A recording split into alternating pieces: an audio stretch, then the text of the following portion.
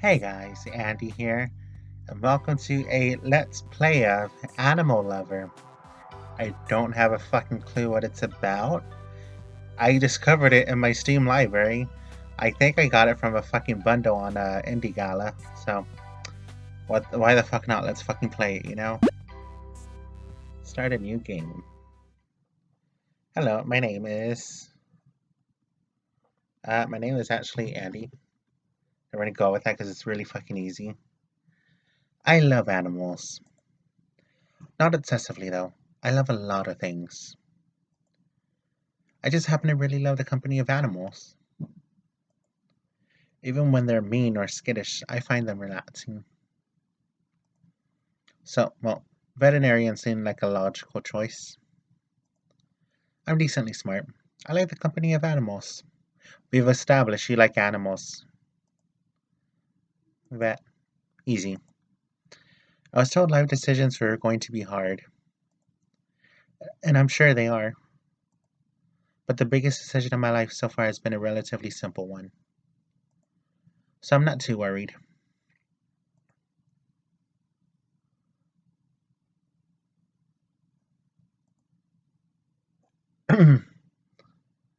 Yo, Andy. Hmm? Sorry to disturb you. No, no, it's fine. What do you need, Alarm? You overslept. What?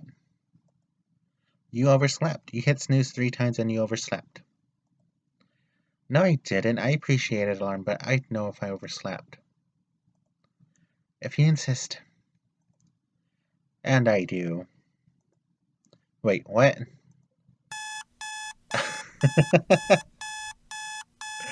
Oh no, no, tell me I did it.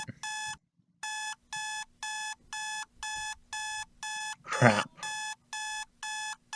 Oh no, he was totally right. Who was right? My alarm clock.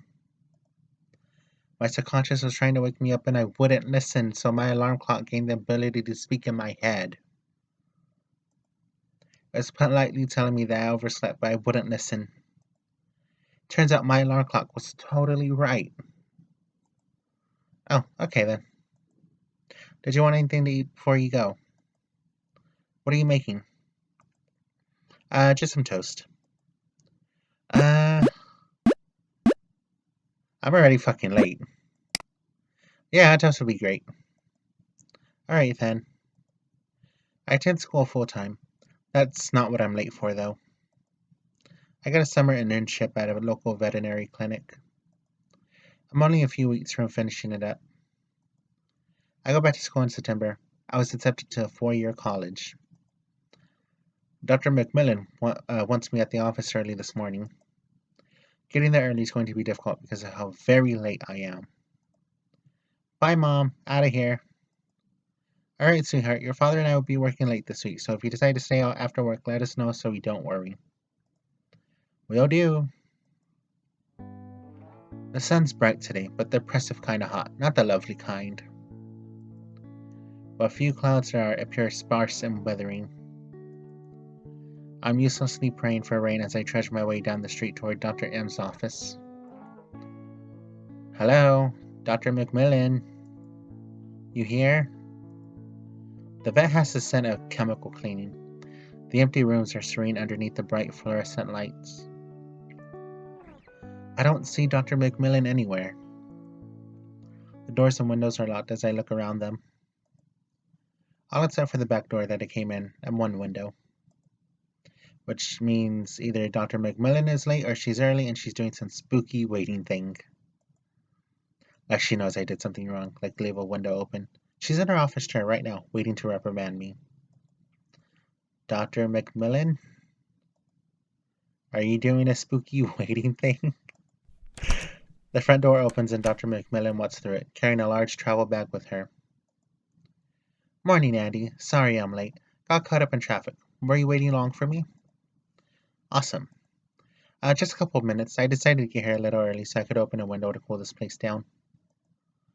Yeah, it's still a little hot, huh? Hot day. Well, thanks for getting here early. You asked me to, of course. That's right, I did. I'm waiting on an important message. Do we have anything on the answering machine? I don't have a clue. Uh, no, nothing. Alright, I've got to make some calls. I'll give you something to do in a minute. Take your time, Doctor. Once she's gone, I rush over to the answering machine. 3 messages. Damn. Dr. McMillan. I cry out halfway across the office. Yeah, Andy? I forgot we did have 3 messages. Weird. Who from? I don't know, but will you take them for me? Absolutely. I don't know why, but I feel guilty now. Probably wasn't worth to lie about getting here early. I just want this internship to work out. I want everything to work out. The play button is still flashing, still desperately trying to get my attention. I press the button and sit down with a pen and paper. Hi there. Dr. Melissa McMillan. We're conducting a nationwide survey. We were wondering... That's enough of that. Dr. McMillan has very little patience for automated calls. I sometimes see her write down the caller IDs of telemarketers and survey callers. Makes me kind of nervous, actually. I press the delete key and place my pen to the paper. Hey Melissa, it's Catherine. I was able to move my schedule around and I can absolutely look after the place for you. It was a close call too, but it all worked out in the end. Sorry I couldn't call earlier, I just got things settled. But I want to talk to you about your hours and scheduling. And I got an extra day off so that we could spend a day together and you could buy me lunch. I don't actually mean that. You've done so much for me. This is the least of my worries. Plus, I got family down there, so it'll be nice. I guess you're home by now, so I'm sure I'll talk to you tomorrow. I'm serious about lunch. Let's make that happen. My treat.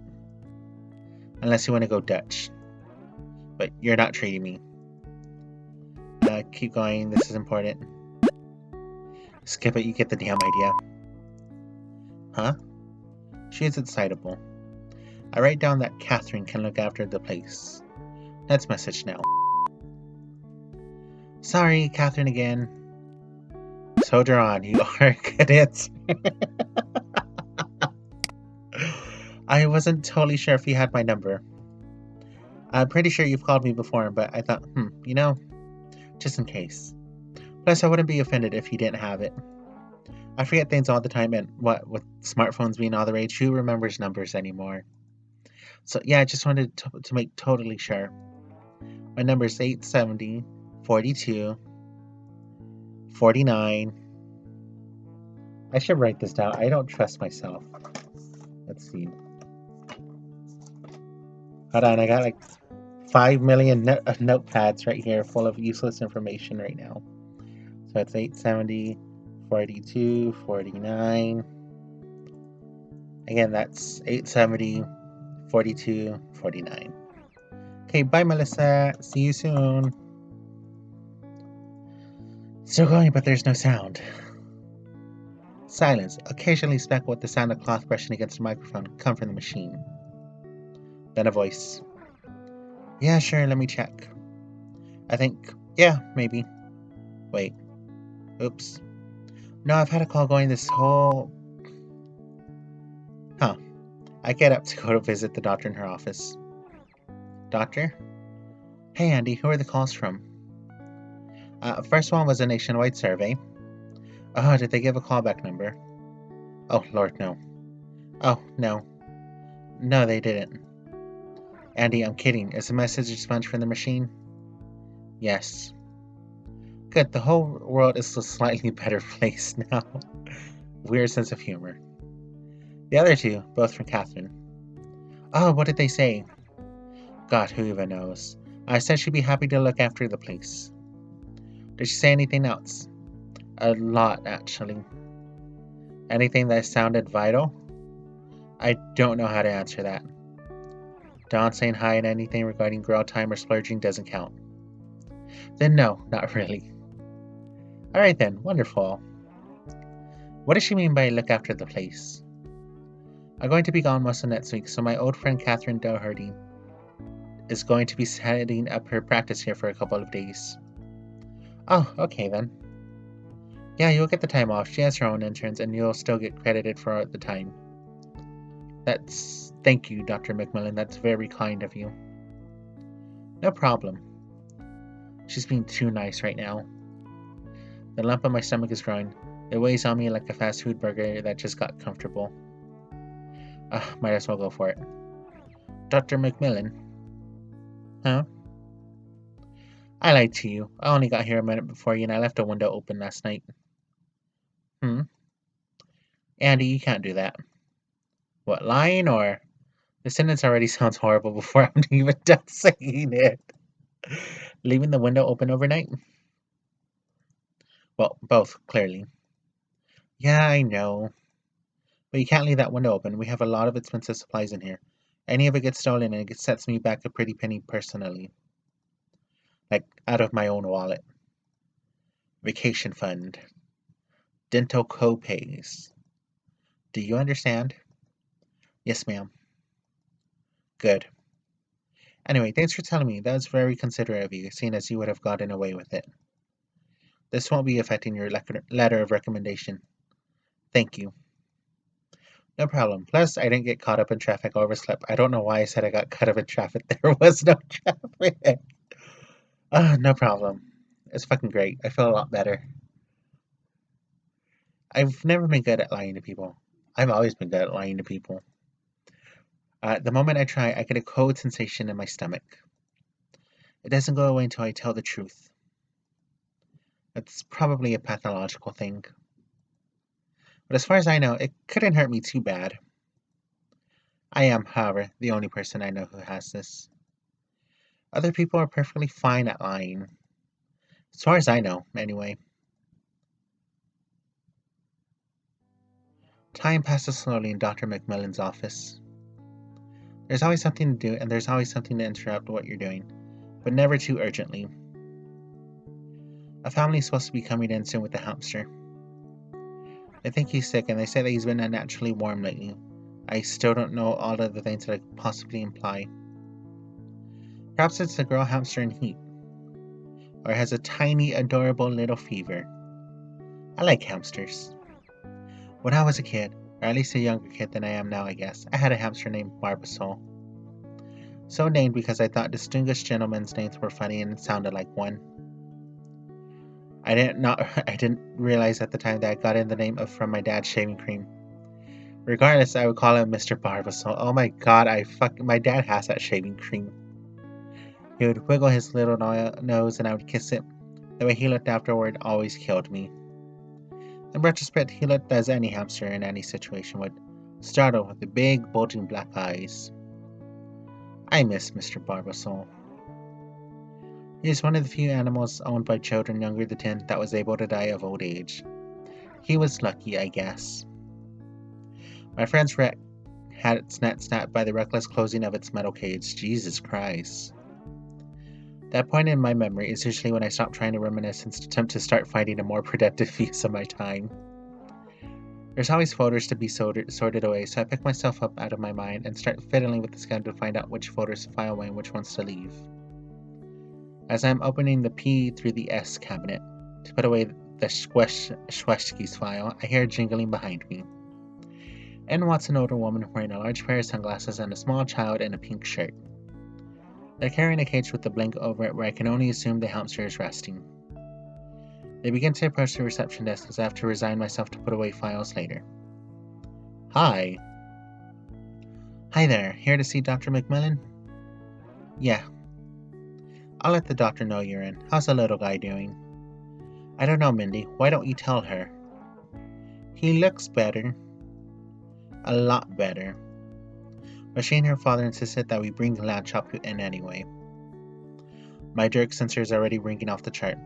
I keep up appearances regardless. Oh, is his name HAMCHOP? Mindy nods at me reluctantly for a second, but stops and begins shaking her head as if she's changed her mind on the issue.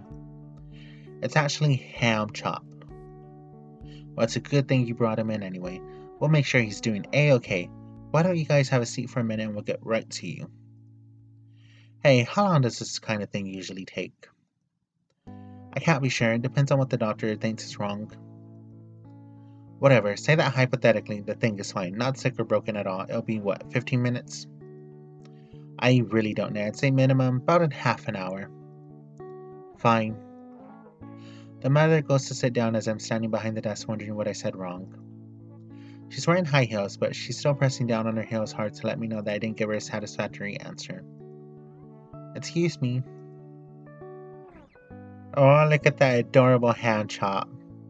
Mindy is standing in front of me, the hamster's cage set on the counter. Would you like to see him? Cute kid. You know what? I would. HAMCHOP, you said? Yeah, his name is HAMCHOP, like lamb chop, but he's a hamster. A gold and cream colored hamster with big black eyes and adorable pink nose stares up at me. And I was almost in a bad mood too. Oh my god, I love him. Yeah, we picked him up from the pet store. They called him Elvis at the pet store, but I didn't think it was good, a good name. Hey, that's okay. I think HAMCHOP is a better name too. Wanna hold him? That would be against policy, and I haven't told Dr. Macmillan that the hamster has arrived yet.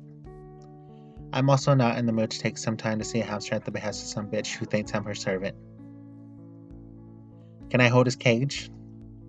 Yeah, just be careful. Daddy says he's a fragile hamster. He's fragile, like glass. I'll be extra super duper careful. Okay. I hold the cage up to my face to look at his little eyes head on. He looks just like Mr. Barbasol. His nose is sticking out of the cage, shoving it through as if begging for attention. He doesn't look too sick. I don't think he's too sick anymore. Okay, well, I'm going to go get the doctor now. Without thinking, I lay a little peck on HAMCHOP's face and lower the cage to give back to Mindy. Suddenly, the cage is getting heavier. There's a light coming from somewhere I can't make out. My arm tightens in response to the immediate heaviness. Did someone just drop a bowling ball in my hand? I'm attempting to have the cage back onto the table. No use. The cage drops to the ground. My eyes try to surface above the bright, gleaming light. I see Mindy and the mom lady recoiling from the cage. My grip begins to loosen. I can barely see inside the thing. What I can see is a large lump of flesh.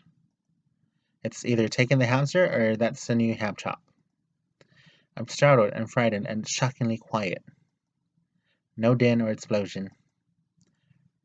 Just a bright, blinding light and the stunned silence of 3 horrified women. The lump grows inside the cage, beginning to strain at its edges. I'm trying to let the cage back onto the table for only a second longer.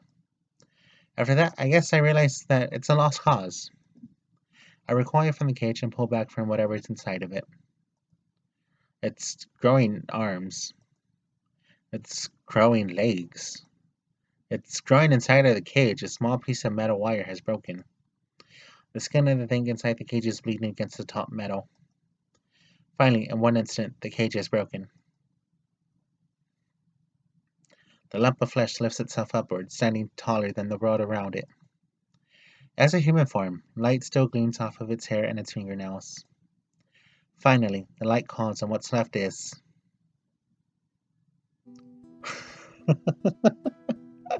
a man.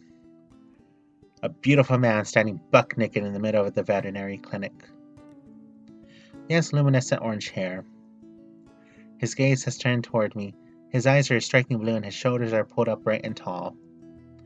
He seems serene, not frightened like us, not even shocked. He's calmer than every bit of the world I can pull together right now. The mother and child behind him are rushing themselves out of the door. Are they calling the police? The government? Suddenly it's him. It is he and I. Us. Hi. Hi. Hi there. Hi. Hi. I'm struggling to say anything. Yes. That was not hi. That was I. I is not hi. He thinks I'm going to say something. Hi. Hi. Oh my goodness, Edmund the Seventh.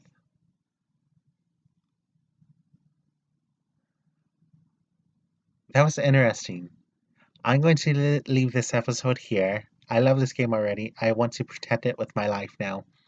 But yeah, this is Animal Lover. I'm gonna keep on playing this. This is fucking interesting now. But as always, thank you so much for watching. I'll see y'all really fucking soon. And if you want to see the shadows that run alongside our car, consider supporting me on Patreon. I'll be uploading it very fucking soon. But yeah, as always, thank you so much for watching. Bye for now. Bye for now.